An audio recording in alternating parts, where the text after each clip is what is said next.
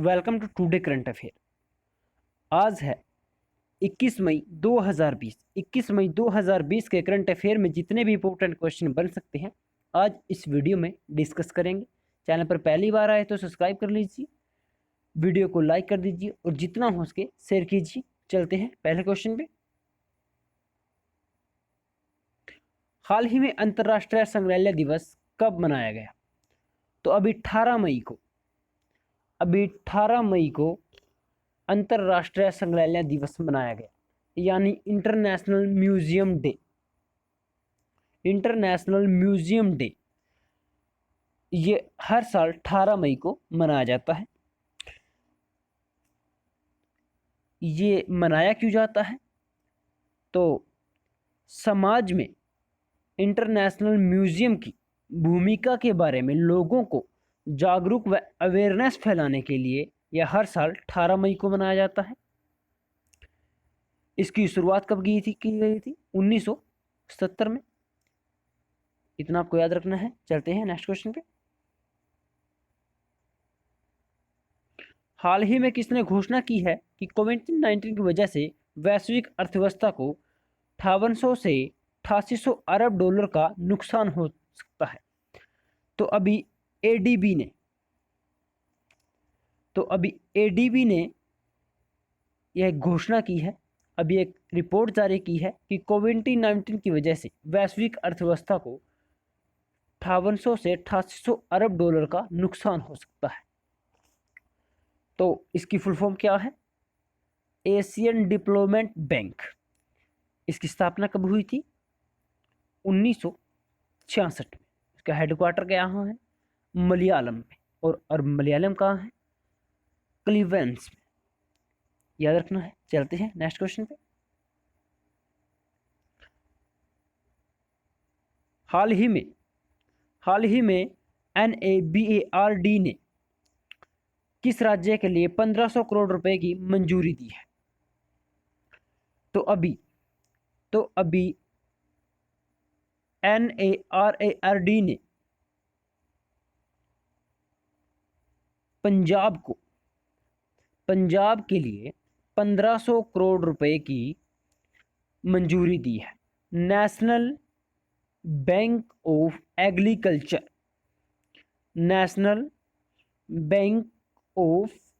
Agriculture development ने पंजाब के लिए 1500 करोड़ रुपए की मंजूरी दी है ताकि जो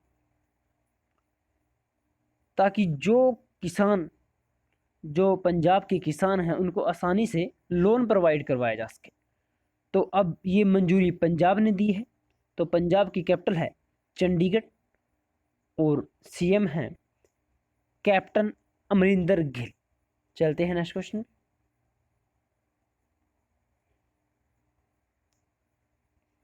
हाल ही में राष्ट्रीय प्रवासी सूचना प्रणाली डैशबोर्ड किसने तैयार किया है?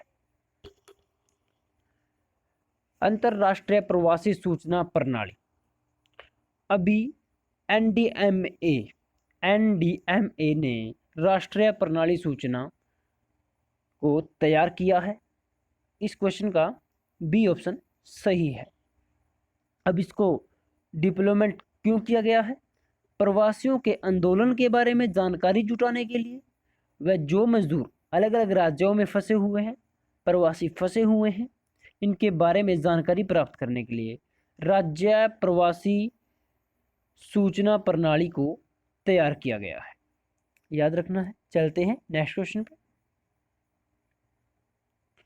हाल ही में किस राज्य को चक्रवात अम्फन के खिलाफ चेतावनी जारी की गई है? तो अभी उड़ीसा को अम्फन चक्रवात के खिलाफ चेतावनी जारी की गई है। तो इस क्वेश्चन का राइट आंसर ऑप्शन ए है उड़ीसा। उड़ीसा में अभी ये अम्फन चेतावनी जारी की गई है।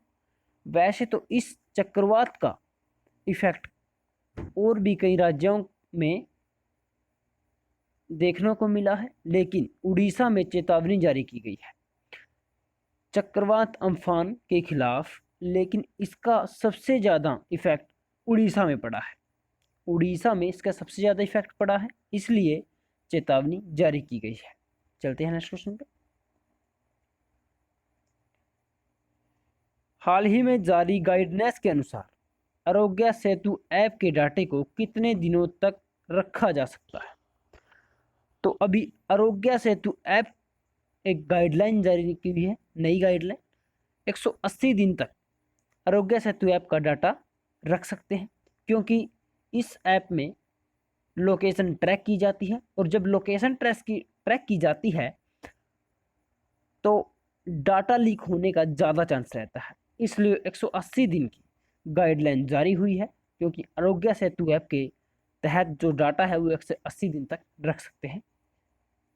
जब से ये आरोग्य सेतु ऐप लॉन्च ही है, नई नई गाइडलाइन जारी हुई है। तो अभी ये गाइडलाइन जारी हुई है कि 180 दिन तक आरोग्य सेतु ऐप का डाटा रख सकते हैं, याद रखना है। चलते हैं नेक्स्ट क्वेश्चन पे। हाल ही में बेंजामिन नेतन्याहू किस देश के 5वीं बार प्रधानमंत्री बने? तो अभी इजराइल के बेंजामिन नेतन्याहू 5वीं बार पीएम बने हैं। तो इस क्वेश्चन का राइट ऑप्शन ए है इजराइल। इजराइल के बेंजामिन नेतन्याहू 5वीं बार पीएम बने, याद रखना है। चलते हैं नेक्स्ट क्वेश्चन पे। हाल ही में रक्षा क्षेत्र में एफडीआई को 49% को बढ़ाकर कितना किया गया है? जो एफडीआई है उसमें जो विदेशी कंपनी है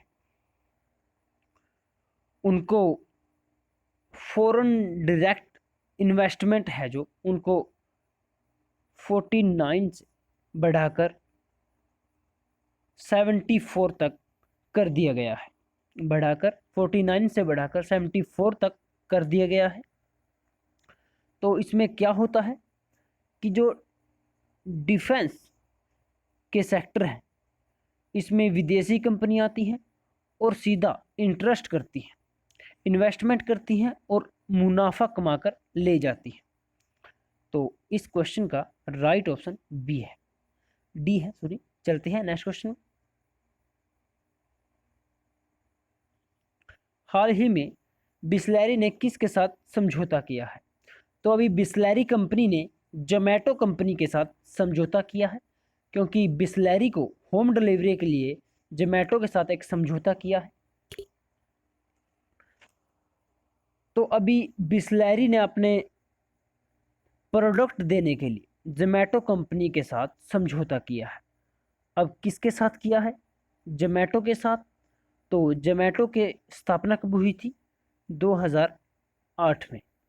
तो इसकी पहली शुरुआत कहाँ की गई थी? गुड़गांव में की गई थी, जिसका सही नाम गुरुग्राम भी है, कहा गया है। गुड़गांव में की गई थी इसकी पहली शुरुआत जोमेटो की। और इसकी स्थापना कब की थी? 2008 में।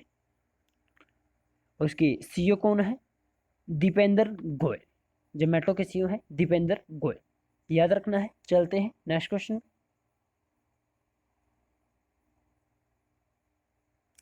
हाल ही में भारत ने किस देश को 30,000 कोविड-19 टेस्ट किट प्रदान की है?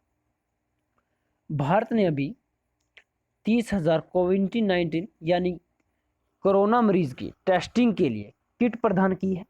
तो अभी नेपाल को भारत ने 30,000 टेस्टिंग किट प्रदान की है, जिनसे कोविड-19 के पेशेंटों की टेस्टिंग की जाएगी। तो भारत ने कुछ टाइम पहले मेडिसिन भी प्रोवाइड करवाई थी नेपाल को। तो नेपाल की कैपिटल है काठमांडू और प्रेजेंट टाइम में प्रेसिडेंट हैं बीडी भंडारी और पीएम है केपी कमरुल ओयल। चलते हैं आगे।